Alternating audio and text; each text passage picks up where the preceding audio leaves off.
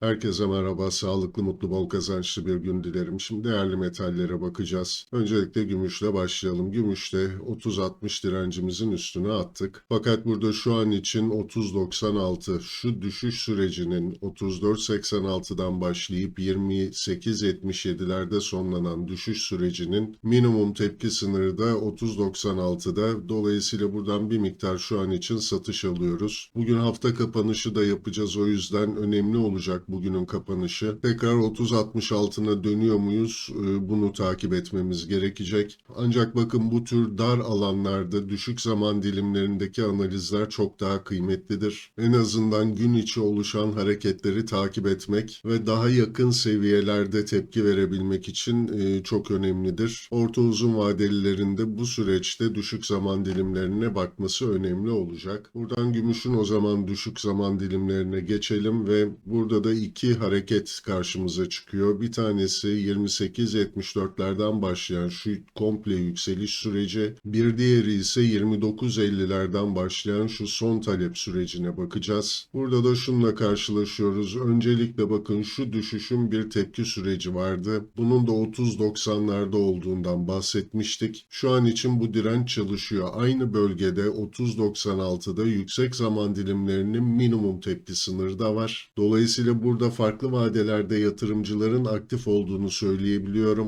Kısacası eğer buradan bir kırılım gelecek olursa alımların çok sert olma ihtimali var. Ancak tabi bu direncin çalışma ihtimalini de düşünmemiz gerekir. Bunun için de aşağıda 30.50, 30.62 bölgesini takip ediyor olacağız. Bu bölge kırılacak olursa bir düzeltme süreci başlar. Bu tarz bir düzeltme sürecinde ise 29.50'den başlayan şu son yükselişin maksimum düzeltme sınırı ile 28.74'lerden başlayan bu büyük yükselişin de minimum düzeltme sınırı gene aynı bölgeye geliyor. Bu da 30 doların bize önemli olduğunu gene gösteriyor. Aynı zamanda psikolojik de bir destek bölgesidir. Bu bölge korunduğu sürece tekrar buradan alımların gelme ihtimali güçlü olacak. Fakat 30 dolar altı kapanışlar 29.50'lere kadar bu satışın devam etme ihtimalinin güçlendiğini gösterir ve bu tarz bir düşüş gelecek olursa şu son talep kadar arz geldiğini ve piyasanın yükselişi durdurduğunu, yatay bantta kararsız bir süreç yaşayacağını gösterecek. Eğer 29.50'de kırılacak olursa bakın, bu sefer büyük resimde başka sıkıntılı bir süreç var. Düşen tepeler düşen dipleri getirecek ve 28.70'lerin kırılma ihtimalini konuşuyor olacağız. Ve bakın, şu an aslında satışların geldiği yerde oldukça kritik bir bölge. Şu düşüş trendinin tam da direncinden bir dönüş alıyoruz. Yani kısacası bu 30.90-31 dolar o kadar önemli bir hal aldı ki hem formasyon hedefi hem 32-30-80'lerden başlayan düşüşün maksimum tepki sınırı, 34.80'lerden gelen düşüşün minimum tepki sınırı, aynı zamanda 34.80'lerden başlayan düşüş trendinin de direnç bölgesi.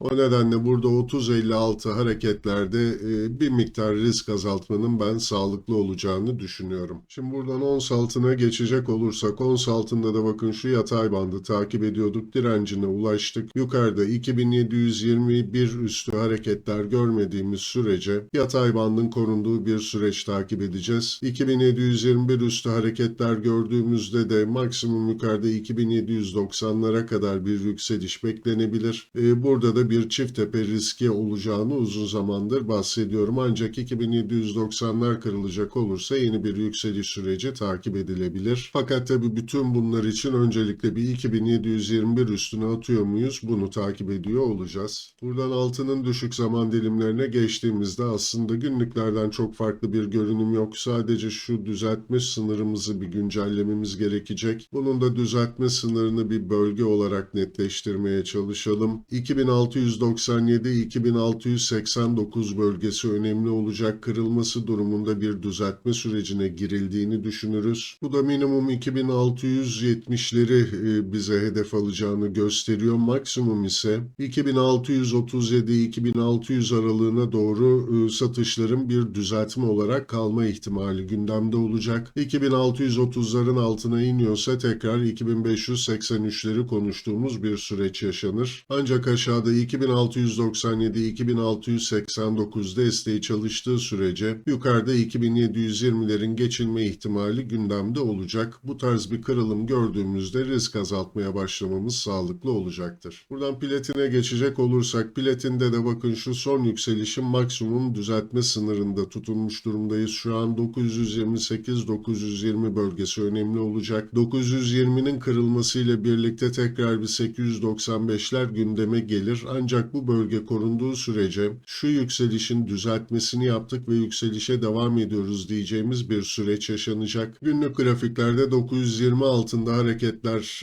görmediğimiz sürece herhangi bir sorun olduğunu söyleyemeyiz platin için. Buradan tabii düşük zaman dilimlerine geldiğimizde de bakın şu düşüş sürecini bu sefer bir analizini yapmak gerekecek. Yine burada yükselişin düzeltmesini yaptığını, düzeltme sınırında kaldığını söyleyebiliyoruz. Burada 929-924 bölgesini bize gösterir. Düşük zaman dilimlerine geldiğimizde daha dar alanlarda işlemlere yön verebilme şansını yakalıyoruz. Burada 924 altı kapanışlar bir ara destek bölgesi olarak 918-912 bölgesini gösterse de ana beklentimiz gene 895'lere doğru satışın devamı olacak. Ancak bu bölge çalıştığı sürece yukarıda 940-944 direncini takip ederiz. Bu direncin kırılmasıyla birlikte bir tepki sürecinin başladığını düşüneceğiz ve maksimum yukarıda 964-960'a kadar bu bir tepki olarak kalacaktır. 964 üstü kapanışlarda da 895'lerden başlayan yükselişin düzeltmesini yaptık ve yükselişe devam ediyoruz diyeceğimiz bir süreç yaşanır ve 987'lerin geçilme ihtimali gündemde olacak. O nedenle burada bir yükseliş trendinin devamı geliyor mu yoksa piyasa tekrar yataya mı dönecek? Bunu belirlediğimiz bir alandayız şu an. 924 çok kritik olacak. Şimdi buradan paladyuma geçecek olursak paladyumda da kararsız bir süreç, yatay bant hareketi devam ediyor. Bir tepki sürecine dahi giremedik. 966 üstünde kalıcı olamadı. Dün gelen satışlarla birlikte tekrar şu yatay banda geri dönmüş olduk. Dolayısıyla aşağıda 897-869 önemli bir destek bölgemiz. Bu bölge korunduğu sürece yukarıda 966 üstünde şu düşüşün tepki sürecine girme ihtimali gündemde olacak. Buradan paladyumun düşük zaman dilimlerine geçtiğimizde bakın şu 1016'dan başlayan düşüşün maksimum tepki sınırına ulaştı. Burada bir miktar ihlal yaşansa da tekrar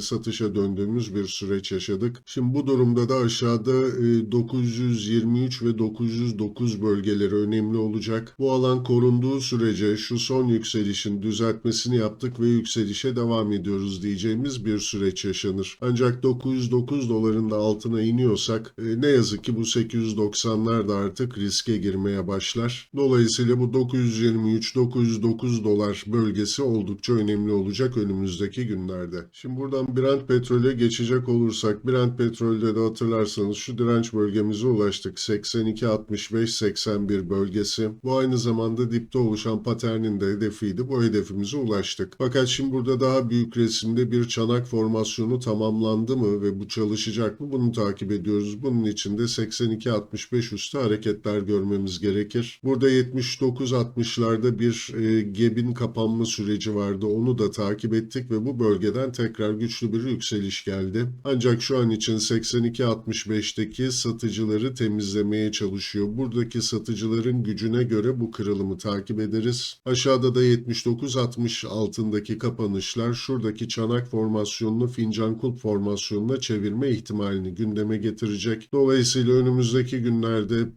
Brent petrolde yüksek zaman dilimlerinde 82-65 yukarıda direncimiz, 79-60'da aşağıda destek bölgemiz. Bu alan çok önemli olacak. Düşük zaman dilimlerine geçtiğimizde Brent petrolde bakın şu tepeden gelen düzeltmeyi takip ediyorduk fakat bir düzeltme süreci dahi yaşanmadı. Gap'i kapatıp tekrar yükselişe geçti. Dolayısıyla şu seviyelerimizi artık bir güncellememiz gerekecek ve burada da tabii belirlediğimiz düzeltme sınırlarımız netleşecek aslında. 80-79-60 bölgesi artık bir sınır olarak karşımıza çıkıyor. Bu bölgenin kırılmasıyla birlikte bir düzeltme sürecinin başladığını düşünürüz. Bunun da maksimum aşağıda 75-80-75-50 gene karşımıza çıkıyor. Bu bölge korunduğu sürece şu son yükselişin düzeltmesini yaptık, yükselişe devam ediyoruz diyeceğimiz bir süreç yaşanır. Ancak tabii bu tarz bir düşüş geldiğinde bu bölgenin destek olarak çalışıp çalışmayacağının bir garantisi yok. O nedenle nedenle 79.60 altındaki hareketlerde bir miktar risk azaltmak